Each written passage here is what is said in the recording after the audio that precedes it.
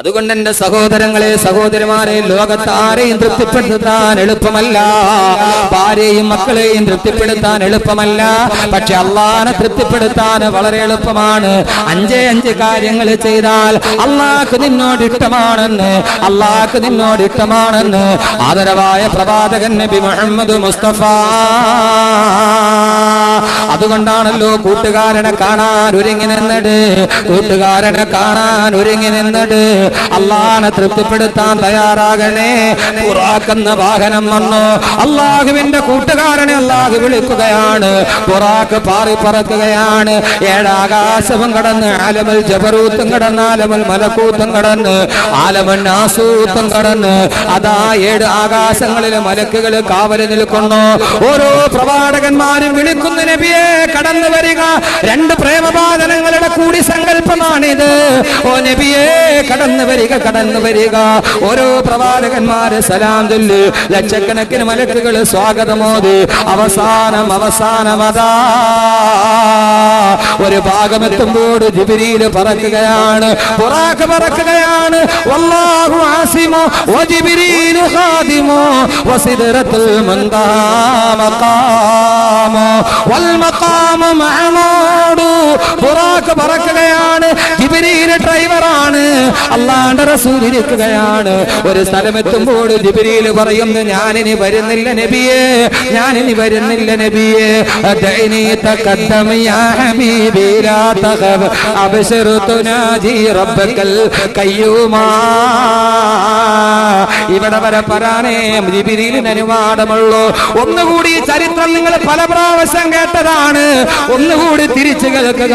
ജിബ്രീൽ ആരാണെന്നറിയുമോ? മുഖറബായ മലക്കാണ്. നമ്മൾ പറയാറുണ്ട് ജിബ്രീൽ മുഖറബായ മലക്കാണ്, അല്ലാഹുവോട് ഏറ്റവും അടുത്ത മലക്കാണ്. ആ മലക്കിന് പോലും കടന്നു ചെല്ലാൻ കഴിയാത്ത സീമന്തരേഖയുണ്ട്.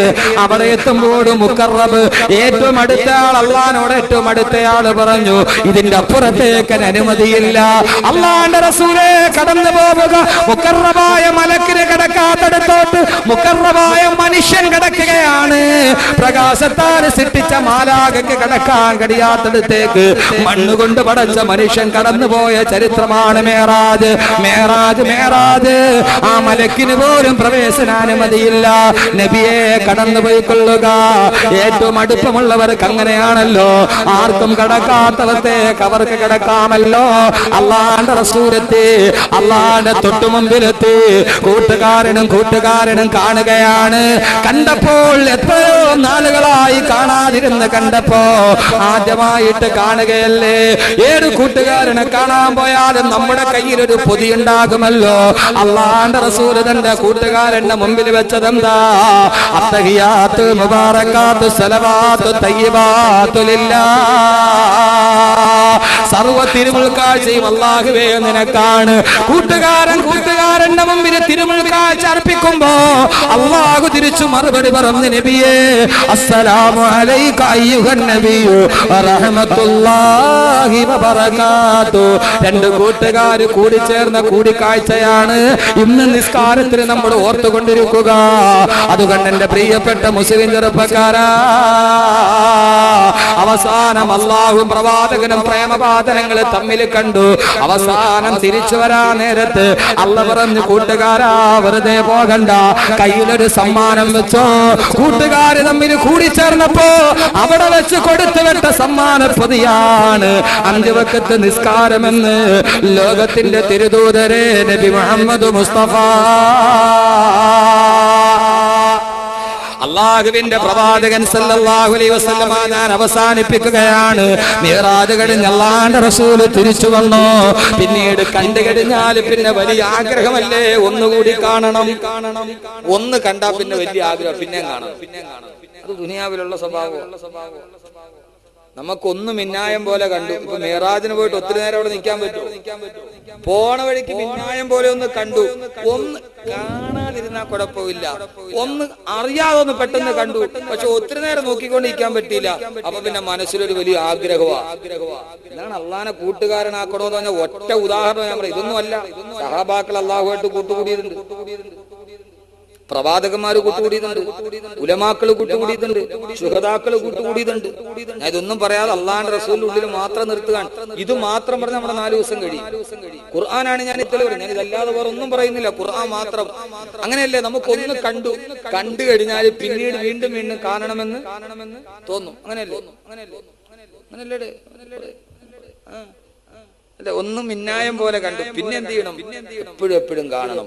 അള്ളാന്റെ റസൂല് തിരിച്ചു വന്നു, അള്ളാനെ ഒന്ന് കണ്ടു, പിന്നെ റസൂലുള്ളാഹിയുടെ മനസ്സിലൊരൊറ്റ ആഗ്രഹമുള്ളൂ, എന്താ? എന്റെ കൂട്ടുകാരനെ ഇനിയും കാണണം. അള്ളാഹു നമുക്ക് ആ സൗഭാഗ്യം നൽകട്ടെ.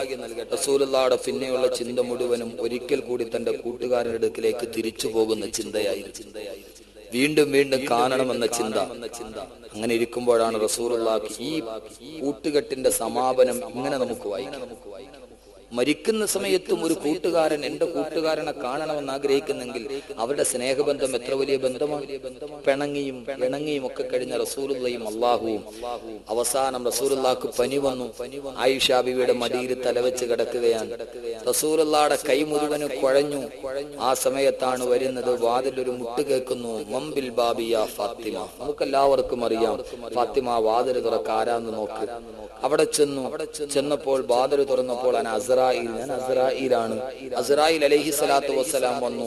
നബിയെ, അങ്ങയുടെ റൂഹ് പിടിക്കാൻ വേണ്ടി അള്ളാഹ് എന്നെ പറഞ്ഞു വിട്ടതാണ്, അങ്ങേക്ക് സമ്മതമാണോ? അള്ളാന്റെ റസൂല് പറഞ്ഞു, എനിക്ക് ജിബ്രീലിനെ ഒന്ന് കാണണം. അസ്രായിൽ തിരിച്ചുപോയി. ജിബ്രീൽ അലൈഹി സ്വലാത്തു വസ്സലാം വന്നു.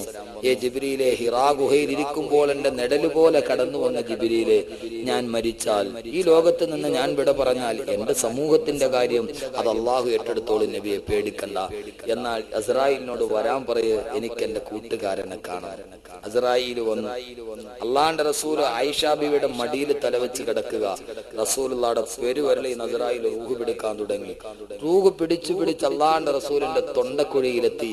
പ്രവാചകന് മരണവേദന സഹിക്കാൻ കഴിഞ്ഞില്ല, പെടഞ്ഞുപോയി റസൂലുള്ളാഹ്. തൊട്ടടുത്ത് ഫാത്തിമ ബീവി റളിയല്ലാഹു തആല അൻഹ കണ്ണീരോടെ ഇരിക്കുകയാണ്. അല്ലാഹുവിന്റെ പ്രവാചകൻ പറഞ്ഞു, ഫാത്തിമ, അലാ ഇന്നലിൽ മൗതി ലസകറാത്ത്. മരണത്തിന്റെ വേദന വല്ലാത്ത വേദനയാണ് ഫാത്തിമ. അല്ലാഹുവിന്റെ റസൂലിന്റെ നിലവിളി കേൾക്കുമ്പോ പിതാവ് മരിക്കാൻ പോവുകയാണ്. തൊട്ടടുത്തിരുന്ന് പൊന്നുമോള് പൊട്ടിക്കരയാൻ തുടങ്ങി. യാ ബതാ വാ കർബാബാ യാ മൻ നജാബ റബ്ബനദാ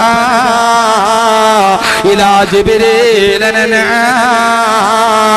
യാ മൻ ജന്നത്തുൽ ഫിർദൗസ് മഅവാ. അല്ലാഹുവിന്റെ റസൂൽ സല്ലല്ലാഹു അലൈഹി വസല്ലമ ഓ സമയത്ത് അല്ലാഹുവിന്റെ റസൂൽ പൊട്ടിക്കരയുമ്പോ പിതാവിന്റെ മരണ ദുഃഖത്തിന്റെ നടുവിൽ മകളിരുന്ന് വിലപിക്കുകയാണ്. എന്റെ പ്രിയപ്പെട്ട പ്രവാചകരെ, എന്റെ പ്രിയപ്പെട്ട പിതാവേ, അങ്ങ് അല്ലാഹുവിന്റെ അടുക്കലേക്ക് പോകുന്ന നബിയേ.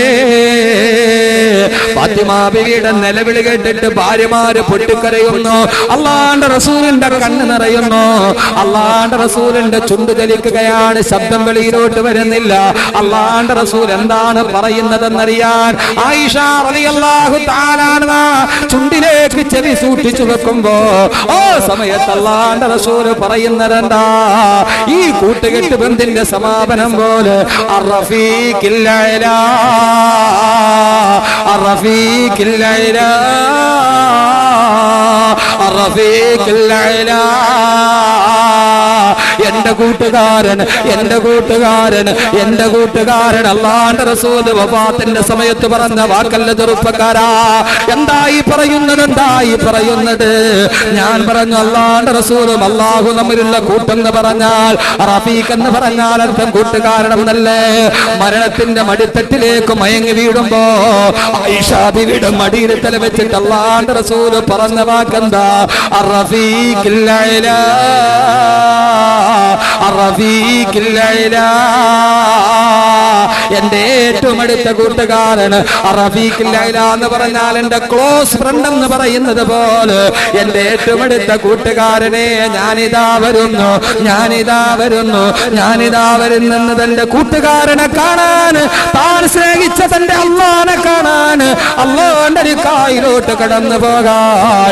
എന്റെ പ്രിയപ്പെട്ട സഹോദരാ, പ്രേമബന്ധത്തിന്റെ അവസാന വാക്ക് പോലെ അള്ളാന്റെ റസൂല് കണ്ണടക്കുമ്പോ എന്റെ പ്രിയപ്പെട്ട സഹോദരങ്ങളോട് സഹോദരിമാരോട് ഇവിടെ വെച്ച് ഞാൻ പറയുകയാണ്, കോളേജിന്റെ ക്യാമ്പസിന്റെ വാഗമരത്തിന്റെ പുറകില് പൂത്തുലയുന്ന പ്രേമബന്ധമല്ല, പാതിരാ സമയത്ത് ബാർ ഹോട്ടൽ ഉണ്ടാകുന്ന സ്നേഹബന്ധമല്ല, ആണും പെണ്ണും തമ്മിൽ മൊബൈൽ ഫോണിലൂടെ ഉണ്ടാകുന്ന പ്രേമബന്ധമല്ല. നമുക്കും ഒരു കൂട്ടുകാരുണ്ടാവണം. ആ കൂട്ടുകാരായിരിക്കണം ആഖിറത്തിലേക്ക് നമ്മളെ കൂട്ടിക്കൊണ്ടുപോകുന്ന, നമ്മുടെ ജീവിതത്തിന്റെ എല്ലാത്തിലും നമ്മുടെ കൂടെ നിൽക്കുന്ന, എപ്പോഴും നമുക്ക് ആഖിറത്തിന് വേണ്ടി മാത്രമുണ്ടാകുന്ന കൂട്ടുകെട്ടുണ്ടാവണം.